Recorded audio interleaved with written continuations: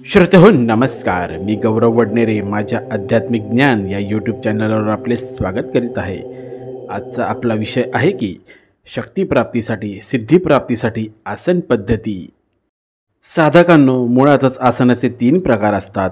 एक पूजा आसन, दुसरे साधनेचे आसन किंवा जप आसन आणि तिसरे योगासन। या आसनाचा वापर देवाची पूजा करायला, जप करायला, गुरुमंत्र जप करायला, ध्यानधारणा करायला केला जातो। तसेच प्रवचन, कीर्तन किंवा कथा ऐकण्यासाठी केला जातो। त्यातीलच एक स्तुती आसन। आता आपण दर्भासनाविषयी जाणून घेऊया। दर्भ आसन गायत्री मातेच्या 1.25 लक्ष जप करण्यासाठी वापरल्याने साधक इतर अनेक मंत्र सिद्ध करण्यासाठी परिपक्व होतो। साधक अनेक अनुष्ठान करू शकतो, त्याला दिव्य अशा अनुभूतीची प्राप्ती होते, आध्यात्मिक उन्नती प्राप्त होते, साधकाला दैविक शक्तींचे भास होण्यास सुरुवात होते, त्याला समोरील माणसाच्या मनातील गोष्टी समजू लागतात। आता आपण जाणून घेऊया मलमल आसन, रेशमी आसन। ब्रह्मांडातील 7वी शक्ती आत्मसात करून घेण्यासाठी, आपल्या शरीरात शक्ती निर्माण करण्यासाठी या आसनाचा वापर केला जातो।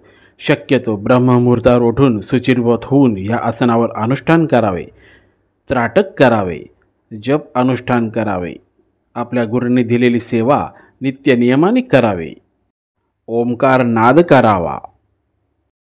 आता आपण जाणून घेऊया लोकरीचे आसन। आदिशक्ती श्री महालक्ष्मी, महासरस्वती, महाकाली या शक्तींच्या सिद्धी प्राप्तीसाठी या आसनाचा वापर करावा। साधना करताना अखंड दिवा असणे आणि हवन करणे गरजेचे आहे।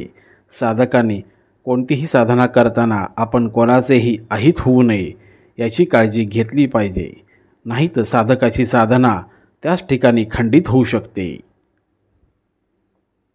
आता आपण जाणून घेऊया घोंगडीच्या आसनाविषयीची माहिती।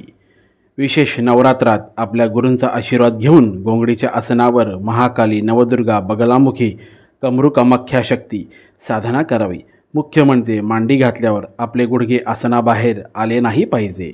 शक्य असल्यास कवड्याच्या माळेने देवीचा जप करावा। बगलामुखी कवच श्री सूक्त म्हणावे। या आसनावर साधना केल्याने आपल्याला भविष्यात घडणाऱ्या घटना समजू लागतात। आता आपण जाणून घेऊया व्याघ्रासनाविषयी। मुख्यतः नवरात्रीत नवदुर्गा चामुंडेश्वरी साधनेसाठी वापरावे। या आसनात जास्त प्रमाणात ऊर्जा असते, त्यामुळे शक्ती साधनेत साधकाला कठोर नियम व अटी पाळाव्या लागतात। ज्या साधकांना नवरात्रीत शक्ती प्राप्त करायची असेल त्यांनी वाघाचे कातड असलेल्या चित्राच्या कापडी आसनावर बसून अनुष्ठान करावे, त्यामुळे त्यांची साधना लवकर फलित प्राप्त होईल। साधकांनो, अशी ही आसनं साधनेसाठी वापरायची असतात। श्रोतेहो, मी दिलेली माहिती, माझे व्हिडिओ आवडल्यास माझ्या चॅनलला लाईक, शेअर आणि सबस्क्राईब करायला विसरू नका। धन्यवाद।